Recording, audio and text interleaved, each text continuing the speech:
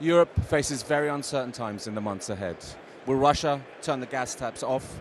Will the extreme weather situation that we've seen in several parts of Europe continue over the summer months? In Germany in particular, there are concerns over security of supply for the coming winter as the country scrambles to fill its gas storage units. Could Nord Stream 1 stay offline after its summer maintenance outage, reducing gas flows to a trickle and deepening Europe's energy crisis? At this year's eWorld Trade Fair, Montel spoke to several experts about the unprecedented current market situation. Germany faces a very tight winter. The thing is that we are having targets to fill up the gas stocks, 80% in October, 90% in November for Germany, and we cannot match that with the delivery from Nord Stream 1, which is missing currently. So we cannot fill up our gas storage. Depending on the winter, it will be very tight, especially in January, February and March. The country is also working very hard to fill its gas storage units. No, it's really necessary to fill the storage, so we need definitely the gas for the winter. Of course, it depends then on the situation. If it's a very severe cold winter, it's different to a compared warm winter, definitely, but nevertheless we need gas into the storage for the winter. That's necessary. And concerns are mounting at municipal utilities who are trying to procure alternative supplies. So basically those utilities who operate coal plants, they have already started stocking up on supplies.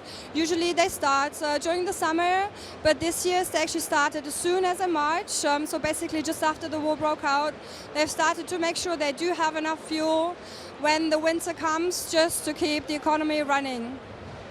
And what's happening to these old mothball plants, Julia? Yeah, so politicians are trying to work really hard to make sure there will be reserved for this winter around 10 gigawatts of mothball coal plants, so those ones who were supposed to go into reserve this winter. And the utilities, they will be able to bring those plants back to the market. That means they also need to stock up on coal even more. And the government is just trying to do everything to make sure power will be flowing and gas will be able to replace. Everybody is working really hard together, industry and politicians, just to make sure Germany doesn't fall into a supply shock this winter. Some electricity generators are turning back to coal.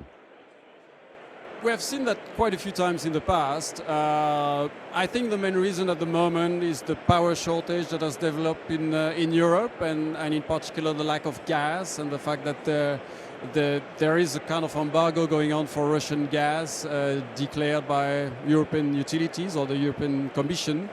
And there is just a shortage of power at the moment in Europe, and looks like coal is back as the answer, at least for now. Where is this coal coming from? That's a challenge.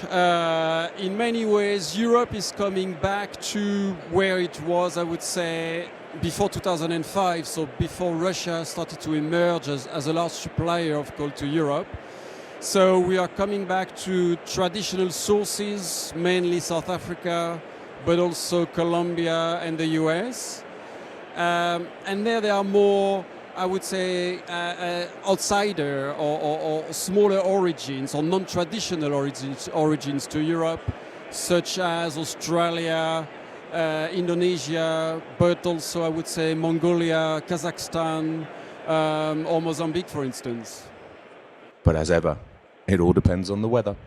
Yeah, well, I think first of all we need to look at what's happened over the last sort of 6 months or so. We've had very dry conditions over the Alps. The last few weeks have been very warm across Europe and everything. So we're in a situation now where I think the back end of June, the first couple of weeks of July are looking like a lot of Europe will have extreme heat. When you look at what's happening in the Alps, and I've just talked about that very dry period, there's not a lot of snow up high in the Alps, so that's not really feeding a lot of the rivers. I think we'll end up with problems with French nuclear if that temperature stays high over the next 2-3 weeks or so. We'll almost certainly have problems with the French nuclear situation.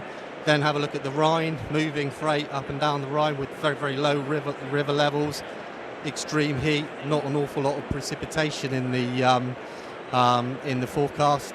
I think we're going into a situation where commodities are going to be stretched. I think We have experienced unprecedented market conditions over the past 6 months, and there will be no let-up as we enter the second half of 2022.